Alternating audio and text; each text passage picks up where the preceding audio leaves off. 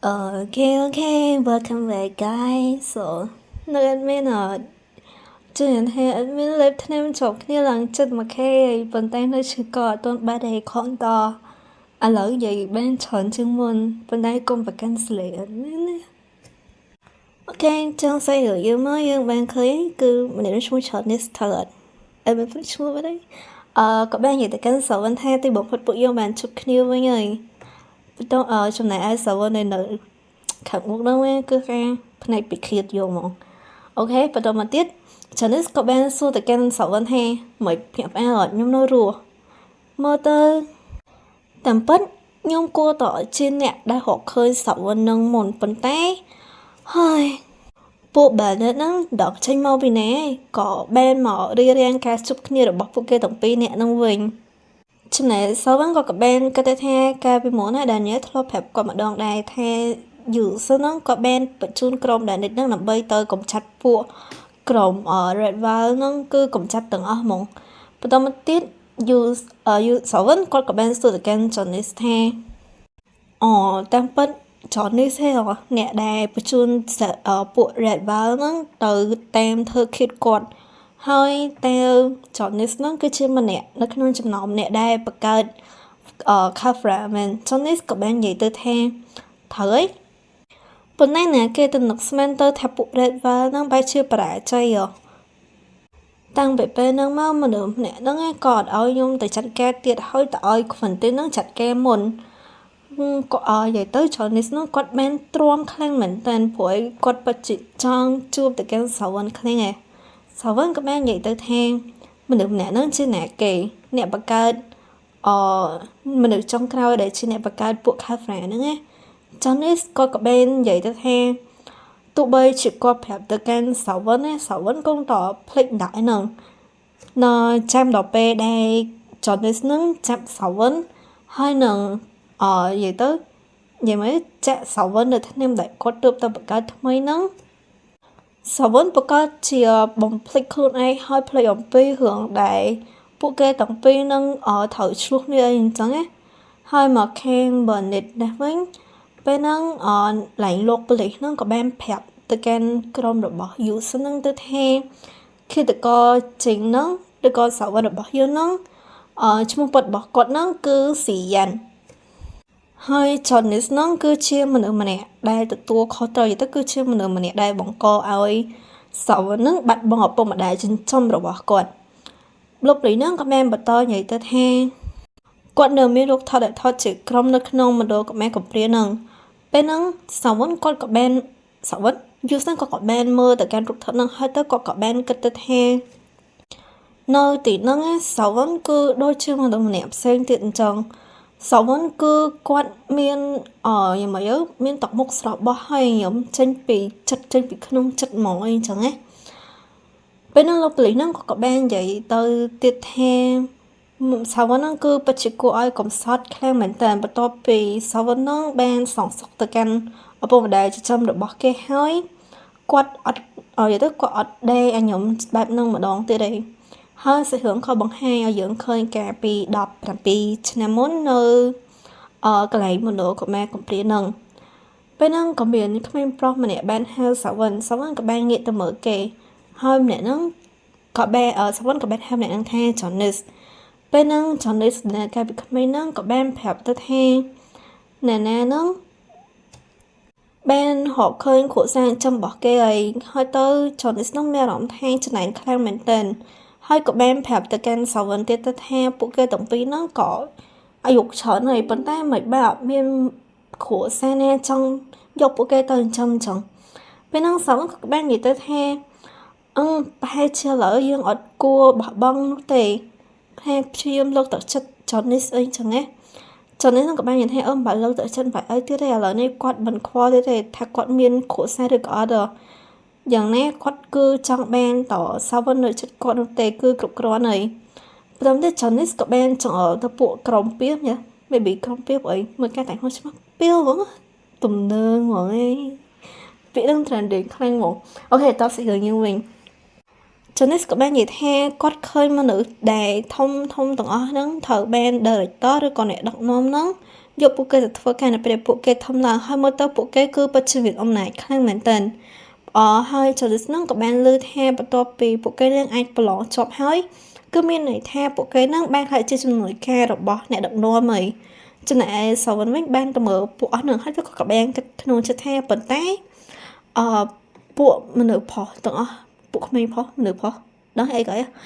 ពួកប្រុសទាំងអស់ហ្នឹងតែលួចចេញទៅខាងក្រៅពេលយប់ហើយក៏ទៅជួបជាមួយនឹងអង្គការមួយដែលសម្ងាត់ហើយទៅគាត់ក៏បាននិយាយទៀតថាមណ្ឌលកុមារកំព្រាហ្នឹងតែងតែលាក់រឿងហ្នឹងជាកុមារហត់ឲ្យណាគេដឹងឯងសវណ្ណកុមារមកតគិតទៅថាហើយលើសពីហ្នឹងទៅទៀតនោះគាត់ក៏បានបន្តទៅថាគាត់ចង់បានគ្រួសារមួយដែលកក់ក្ដៅហើយពេលហ្នឹង Janice ក៏បានមើលទៅកាន់មុខសាវណ្ណដែរសាវណ្ណហ្នឹងកំពុងតមើលទៅកាន់គ្រួសារដ៏កក់ក្ដៅមួយនឹងដូចគ្នាហើយនៅអាយុ14ឆ្នាំពេលហ្នឹងសាវណ្ណគាត់ដែលជាបេតាហ្នឹងគាត់ក៏បានរកឃើញអានកុមាររបស់ pheromone របស់គាត់ដែលអាចស្វែងរកមាសបានហើយអ្នកដែលបានឃើញនៅហេតុការណ៍ហ្នឹងគឺ Janice ពេលហ្នឹង Janice ក៏បាននិយាយថាចុង pheromone ហ្នឹងហកមាសវាឡយវ៉ាពេលហ្នឹងសាវណ្ណក៏បាននិយាយទៅកាន់ Janice ហ្នឹងទាំងស្វ័យចិត្តថានៅពេលនេះពួកយើងប្រកាសជាអាចមិនធ្វើការមិនអីយើងគ្រាន់តដើរហកមាសទៅបានហើយពួកយើងអាចចាក់ចេញពីមណ្ឌលកុមារកំព្រានឹងតពីអ្នកអីអញ្ចឹងណាថាសាវណ្ណហ្នឹងគាត់ចង់និយាយថាមិនបាច់ត្រូវធ្វើគេដោយសារ pheromone គាត់នឹងរកមាសបានហើយអញ្ចឹងចាំគាត់ចំចាក់ចេញពីមណ្ឌលកុមារកំព្រាចាំគាត់ចំបន្តមកទៀតសាវណ្ណក៏បាននិយាយទៅថាសម្រាប់ការធ្វើតេស្តហ្នឹងពួកយើងគួរតែធ្វើជាបរាជ័យទៅពេលហ្នឹង Janice ក៏បាននិយាយទៅកាន់សាវណ្ណទៅថាប្រកាសហើយនិយាយទៅគាត់ក៏ចង់ចាក់ចេញទៅជាមួយសាវណ្ណដូចគ្នាប៉ុន្តែ Janice ហ្នឹងគឺអត់បានរក្សាការសន្យារបស់គាត់នោះទេ Janice ហ្នឹងគាត់បានធ្វើតេស្តដោយជោគជ័យហើយគាត់ក៏បានខ្លាចទៅជាមនុស្សជាសមាជិកនៅក្នុងក្រុមរបស់ក្រុមមនុស្សផុសដែលនិយាយការខាងដើមហ្នឹងJanice ក៏បានប្រាប់កាន់សាវណ្ណថាអត់អីទេនិយាយទៅ Janice ហ្នឹងគ្រាន់តែចង់ខ្លាំងដូចជាពួកគេចឹងហើយបើសិនជាសាវណ្ណនឹងនៅជាមួយ Janice នឹងសន្យាថាគាត់នឹងការពារសាវណ្ណហើយនៅពេលដែល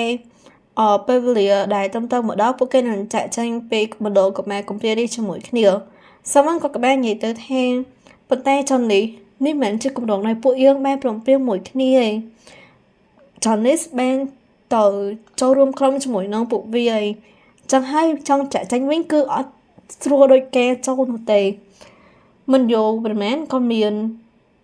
គូស្នេហ៍មួយគូបានមកហើយទៅយកសាវណ្ណនឹងទៅចិញ្ចឹមនៅពេលដែលសាវណ្ណនឹងគាត់បានចូលទៅក្នុងបន្ទប់ហើយឃើញអ្នកទាំងពីរនឹងហើយនៅពេលដែលឃើញនឹងគឺគាត់មានអារម្មណ៍ថាប្រវាក់នឹងនិយាយហ្មងណាចំណែកគូស្នេហ៍ទាំងពីរហ្នឹងក៏បានមើលទៅមុខសាវណ្ណទាំងអារម្មណ៍ដែលស្វ័យចិត្តហើយនឹងកំសត់ព្រោះមើលទៅកាន់អ្នកទាំងពីរហ្នឹងគឺដូច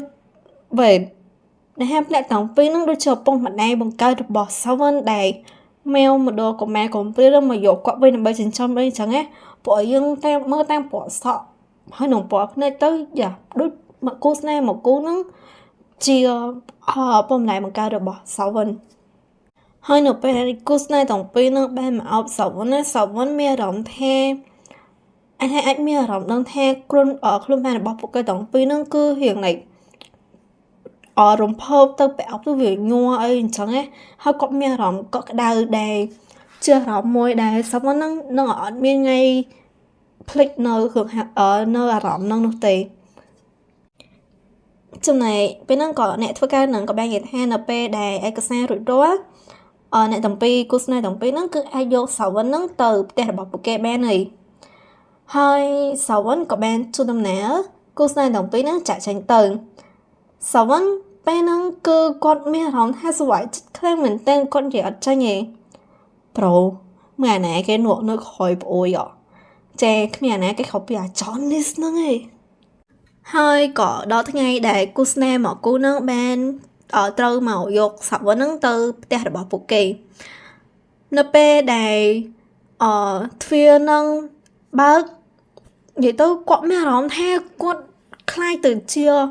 ក្មេងប្រុសមួយដែលមានក្តីសុខជាងគេលើពិភពលោកនេះហ្មងណាទៅគាត់ឡើងសប្បាយចិត្តហើយទៅសាវណ្ណគាត់ខ្ញុំ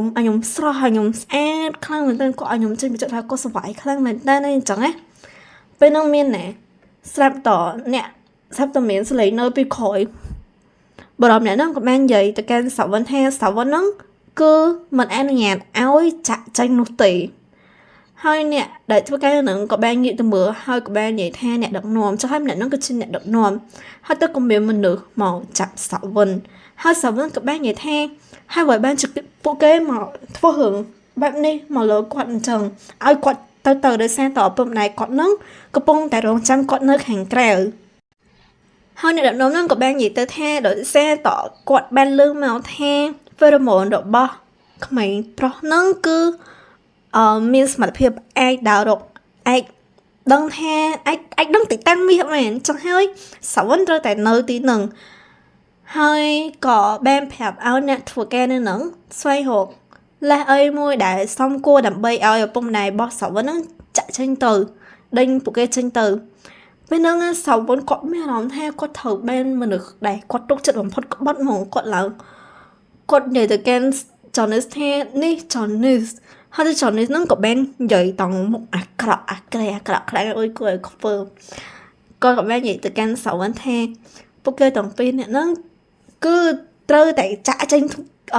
ជាមួយគ្នាពួកគេហ្នឹងគឺបានសន្យាគ្នាឲ្យមិនអញ្ចឹងថាពួកគេនឹងចាក់ចេញពីមណ្ឌលកម្មាគ្រប់គ្នានឹងជាមួយគ្នា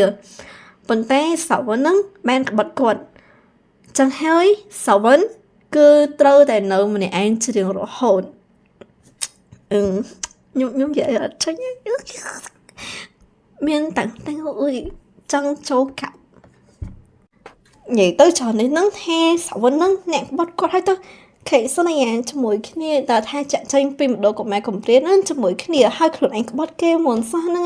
ហើយគេទៅរកអ្វីឲ្យគេចង់បានថាគេក្បត់ខ្លួនឯងដែរមនុស្សលោកយើងអត់យល់ហ៎អូខេហើយសាច់រឿងនេះក៏ចាប់ធំនឹងដែរដោយសារពេលអត់មាន voice លេងនេះគឺម៉ោង7:10ហើយចឹងហើយបើសិនជាតមកភាគទៀតអត់មានខ្លាចថាកាត់វីដេអូឲ្យអ្នកនរអត់តន់ចឹងហីយ៉ាមានតែប៉ុណ្ណឹងអូខេអ្នកនរនេះហើយនេះគឺជា QR របស់ admin បើសិនជាអ្នកនរចង់ support admin អាច support មកតាមនេះមែនដើម្បីឲ្យ admin មានប្រាក់ទិញបាយអូខេអរគុណអ្នកនរនេះ bye bye see you when you see me